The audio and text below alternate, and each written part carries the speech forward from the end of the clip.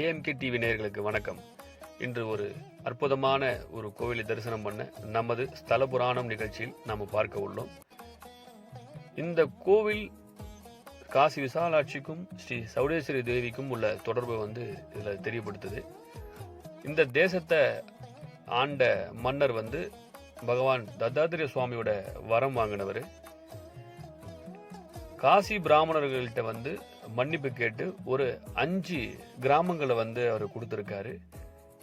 காசி விசாலாட்சி பிராமணர்களுக்காக சாட்சி சொன்ன இடம். 13 கோத்திரத்தை சேர்ந்தவங்க 500 குடும்பங்கள் இந்த இடத்துல வாழ்ந்ததாகவும் மிகப்பெரிய ஒரு அற்புதமான தகவலை தாங்கி இருக்கு. வாங்க நம்ம கோயிலை போய் பார்ப்போம்.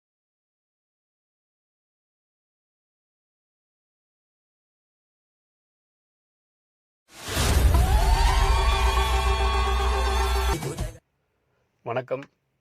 இதுதான் ஸ்ரீ சௌடேஸ்வரி தேவியோட கோவில் நந்தவரத்தில் அமைஞ்சிருக்கு.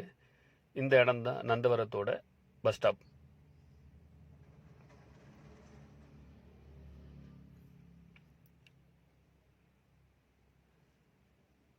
இது கோவிலோட முன்பக்கம். ரொம்ப அற்புதமாக இருக்கு. வாங்க கோவில் உள்ள போய் பார்க்கலாம்.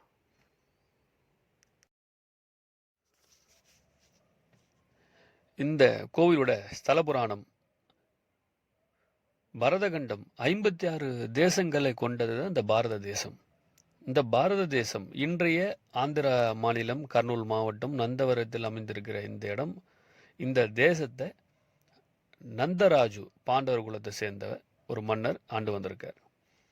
அவரோட தந்தை உடன் ஒரு நாள் காட்டுக்கு வேட்டையாட செல்லும் பொழுது அங்கு காட்டில் ஒரு ரிஷியின் வழிகாட்டுதலின் பெயரில் பகவான் தத்தாத்திரேய சுவாமியோட மந்திர உபதேசம் கிடைக்கப்பட்டு அன்று முதல் தத்தாத்திரேய சுவாமியோட தீவிர பக்தராக தன்னை உட்படுத்தி வந்திருக்காரு. இவருக்கு பாஞ்சால தேசத்தை சேர்ந்த இளவரசி சசிரேகாவை திருமணம் பண்ணி வைக்கிறாங்க. இந்த நந்தராஜு மன்னருக்கு தினம் ஒரு ஆசை. காசிக்கு போகணும், காசி விசாலாட்சியை தரிசனம் பண்ணணும், கங்கையில் நீராடிட்டு விஸ்வநாதனையும் தரிசனம் பண்ணணும், விசாலாட்சியும் தரிசனம் பண்ணணுன்றது அவருக்கு ரொம்ப நாள் ஆசை. இன்றைக்கி இருக்கிற காலகட்டத்திலே பார்த்திங்கன்னா நம்ம தினம் காசிக்கு போயிட்டு திரும்ப ஆந்திராவுக்கு திரும்ப வரணும் அப்படின்னா எவ்வளோ சிரமன்றது நம்ம எல்லாருக்குமே தெரிஞ்ச ஒரு விஷயந்தான். ஆனால் அவருக்கு தினம் அந்த ஆசை. தன்னோட பிரார்த்தனையை தினம் அவர் பூஜை நேரங்களில் தத்தாத்திரேய சுவாமிகிட்ட அவர் தினம் பிரார்த்தனை முன் வச்சுட்டே வந்திருக்காரு. ஒரு நாள் அவரோட சொப்பனத்தில் பகவான் தத்தாத்திரேய சுவாமி தோன்றி, நீ ஆசைப்பட்ட மாதிரி தினம் நீ காசிக்கு போயிட்டு உடனே திரும்பி வர மாதிரி நொடி பொழுதில் நீ காசிக்கு போயிட்டு உன்னுடைய வேண்டுதலை நீ நிறைவேற்றிட்டு வரலாம். இந்த ரகசியத்தை நீ யாருக்கும் சொல்லக்கூடாது அப்படின்னு சொல்லிட்டு ஒரு அற்புதமான ஒரு பாதுகைகள் உனக்கு நான் தரேன் அப்படின்னு சொல்லிட்டு என்ன பண்ணுறாரு அப்படின்னா மறைஞ்சிட்றாரு. வழக்கம் போல் காலம்புரை பூஜை அறைக்கு போய் பார்க்கும்போது அந்த அற்புதம் இருந்திருக்கு. அதாவது காலணிகள், பாதுகைகள், செருப்புன்ற மாதிரி அதை அங்கே இருந்திருக்கு. அதுபடியே அவர் போட்ட உடனே ஒரு நொடியில் காசிக்கு போயிட்டார். திரும்ப இங்கே வரணும்னு நினச்சார், உடனே வந்துட்டார். ரொம்ப அவருக்கு சந்தோஷம், நம்மளோட ஆசை நிறைவேறிச்சு அப்படின்ட்டு. அப்புறம் தினம் அவர் என்ன பண்ணுறாருன்னா, காலம்புரை யாருக்கும் தெரியாமல் விடிகாலையில் ஒரு 4 மணிக்கு காசிக்கு பிரயாணம் பண்ணிடுறாரு. நொடி பொழுதில் காசிக்கு போயிடுறாரு. புனித கங்கா நதியில் நீராடிட்டு காசி விசாலாட்சியும் விஸ்வநாதனையும் தரிசனம் பண்ணிட்டு திரும்ப 5 மணிக்கெல்லாம் இங்கே வந்துடுறாரு. அதே மாதிரி தினம் போயிட்டே இருக்கும்போது ஒரு நாள் தன்னோட மனைவி ராணிக்கு சசிரேகாவுக்கு சந்தேகம் கேட்குறாங்க. தினம் நீங்கள் 1 மணி நேரம் காணாமல் போயிடுறீங்க, எங்கே போகிறீங்க அப்படின்னு கேட்கும்போது, இல்லை ஒன்றும் இல்லை அப்படி இல்லை, உண்மையை சொல்லுங்கள் அப்படின்னு சொல்லும்போது இந்த விஷயத்தை அவர் சொல்கிறாரு. சொன்னால் மனைவி நம்மளை, என்னமோ பொய் சொல்கிறீங்க, என்கிட்ட ஏதோ மறைக்கிறீங்க நீங்கள் அப்படின்னா, இல்லை இதுதான் உண்மை அப்படின்னு சொல்லி அழுத்தமாக அவர் சொன்ன பிறகு, அப்போ என்னையும் அழைச்சின்னு போங்க அப்படின்னு சொல்லி கேட்க, மனைவியோட கட்டாயத்தால் என்ன பண்ணுறாரு அப்படின்னா, அன்றைக்கி நந்தராஜு மன்னர் காசிக்கு அழைச்சின்னு போகிறாரு. அங்கே அழைச்சின்னு போயிட்டு கங்காவில் நீராடிட்டு விஸ்வநாதரையும் விசாலாட்சியும் தரிசனம் பண்ணிவிட்டு திரும்புகிற நேரத்தில் என்ன ஆயிடுச்சுன்னா, ராணிக்கு ருது சங்கடம் ஆகிடுது. அப்புறம் அந்த பாதுகைகளுக்கு வந்து பார்த்திங்கன்னா சக்தியும் போயிடுச்சு. ராணிக்கு வந்து மிகப்பெரிய உடல்நிலை ரொம்ப பலகீனமாயிடுச்சு. அவங்களாம் ரொம்ப சிரமத்தில வந்து அவங்க கஷ்டப்பட்டுட்டு இருக்காங்க.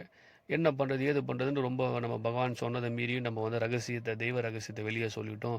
இப்போ மனைவிக்கு இப்படி ஆகிடுச்சே, நாட்டில் வந்து அங்கே ராஜா காணோம் அப்படின்னா ஒரு கலகம் உருவாகிடுமே, என்ன பண்ணுறது ஏது பண்ணுறது, திரும்ப வரத்துக்கு உடனடியாக வரத்துக்கு இது வந்து எந்த போக்குவரத்து இல்லாத ஒரு காலகட்டம்.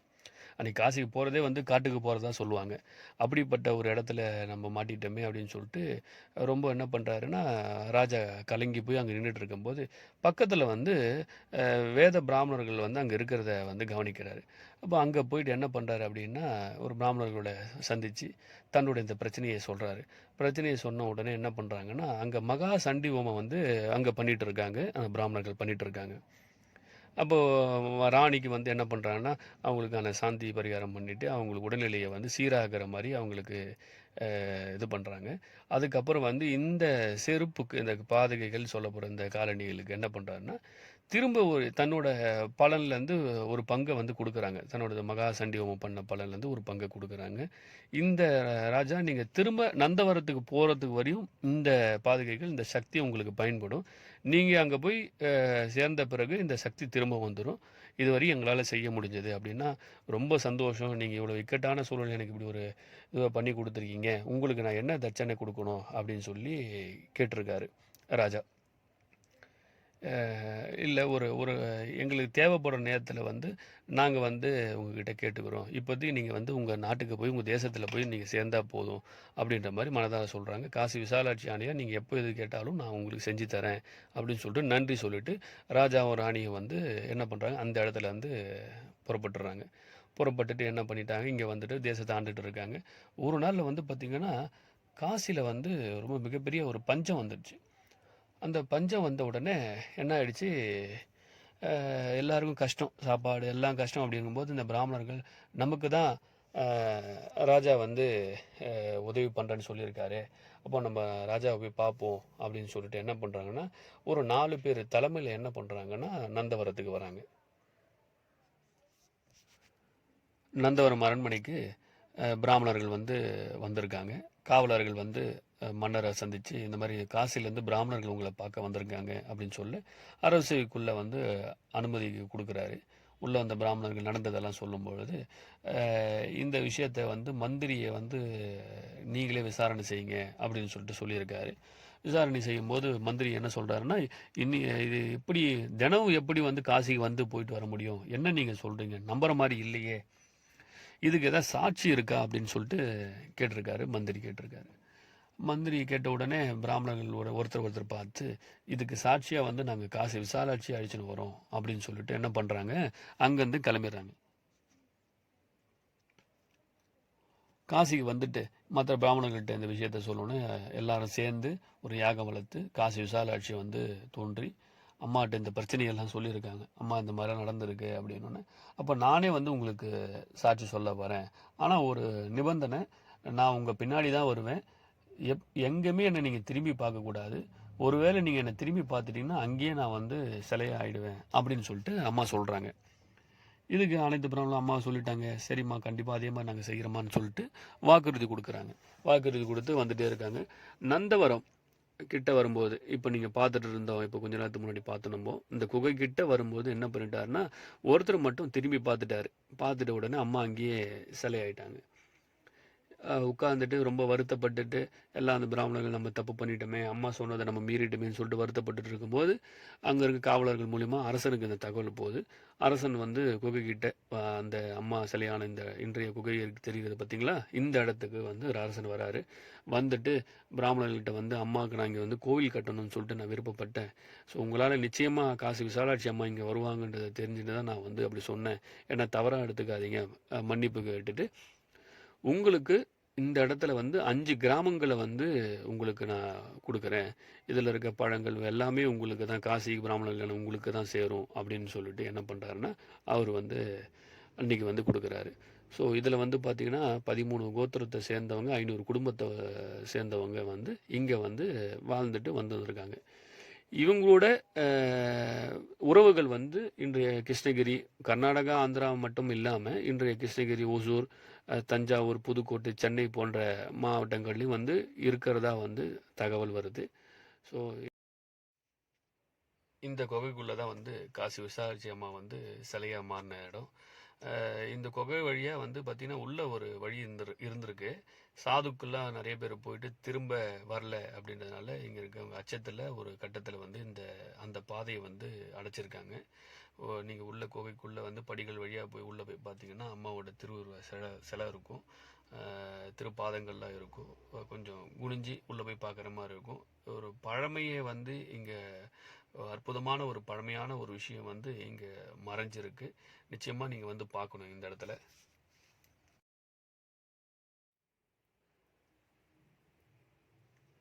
இந்த மரமானது காசி விசாலாட்சி அம்மா வந்து வரும்பொழுது ஒரு சின்ன மரக்கிளையாக வந்து வந்ததாகவும் அந்த நேரத்தில் வந்ததாகவும் இது வந்து ஏறத்தாழ 1400 வருஷம் பழமையானது அப்படின்னும் நம்மளோட வேண்டுதலை வந்து மனதார பிரார்த்தனை செய்து இங்கே நம்ம துடி முடிச்சு போட்டோம் அப்படின்னா நிச்சயமாக நடக்கும் அப்படின்றது ஒரு ஐதீகம்.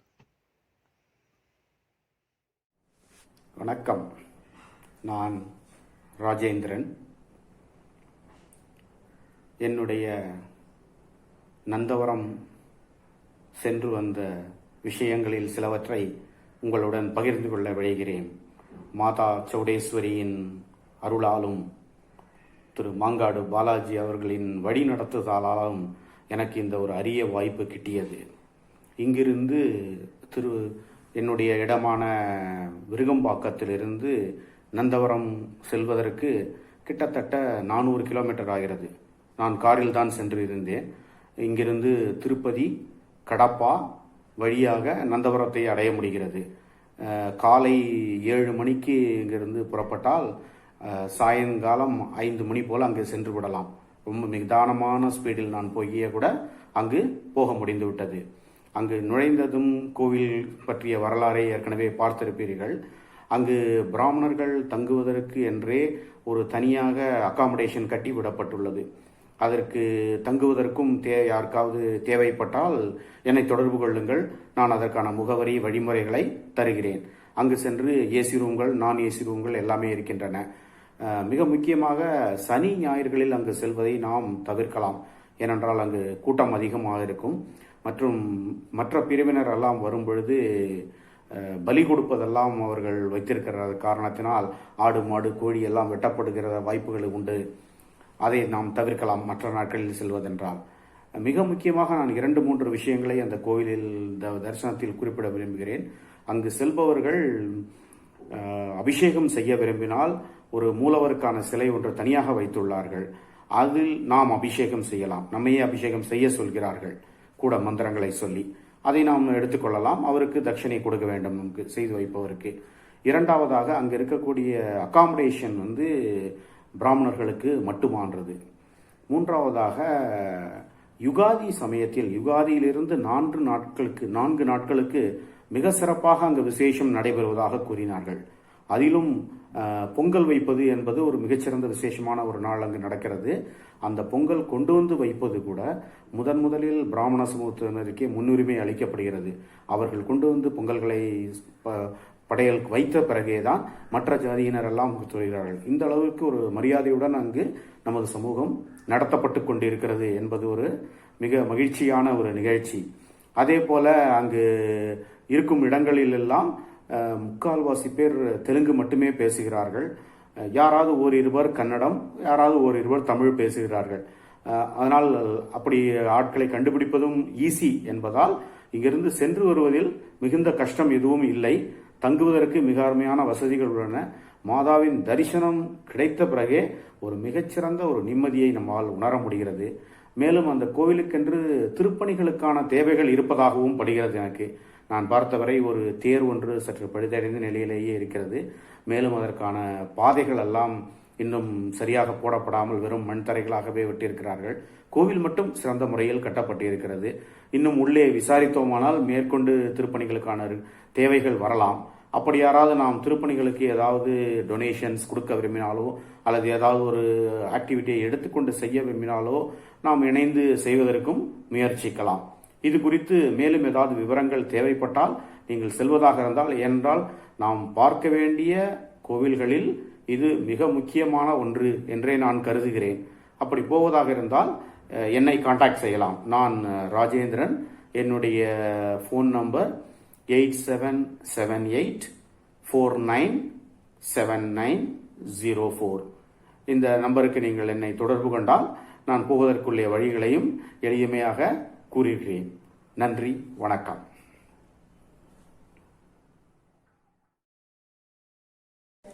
இந்த இடம்தான் அகாமடேஷன் தங்குவதற்காக. இதை நிறைய பேர் டொனேட் பண்ணி கட்டியிருக்காங்க. டொனேட் பண்ணவங்களோட பேரெல்லாமும் இங்கே போட்டிருக்கு. இந்த அகாமடேஷன் வருவதற்கு முன்னாலேயே நம்ம சுற்றி பார்த்தோம்னாக்க கோவிலுக்கு ரொம்ப பக்கத்திலேயே இருக்குது. கூடவே ஒரு கல்யாண மண்டபமும் பக்கத்தில் கட்டி வச்சுருக்காங்க. இந்த accommodation 2 floor plus ground floor, மொத்தமாக 3 ஃப்ளோரில் அகாமடேஷன் இருக்குது. ஏசி ரூம்ஸும் இருக்குது, நான் ஏசி ரூம்ஸாகவும் வச்சுருக்காங்க. நம்ம தங்கணும் அப்படிங்கிறவங்க முன்னாலேயே புக் பண்ணிக்கலாம். ஏன்னா சனி ஞாயிறுகளில் இங்கே பலி கொடுக்கறதும் நடக்கிறது அப்படின்னு சொல்கிறா. அதனால் அன்னைக்கு டேட்ஸை நம்ம அவாய்ட் பண்ணிவிட்டு ஒர்க்கிங் டேஸில் வந்தோம் அப்படின்னா அது ரொம்ப யூஸ்ஃபுல்லாக இருக்கும் நமக்கு. இதுதான் நம்மளுடைய அகாமடேஷன் அண்ட் பார்க்கிங்க்கான ஏரியா. நிறைய பார்க்கிங் இடம் இருக்குது. இதெல்லாம் மற்ற வேலை செய்கிறவாளுக்கெல்லாம் அகாமடேஷன் கொடுத்துருக்கா.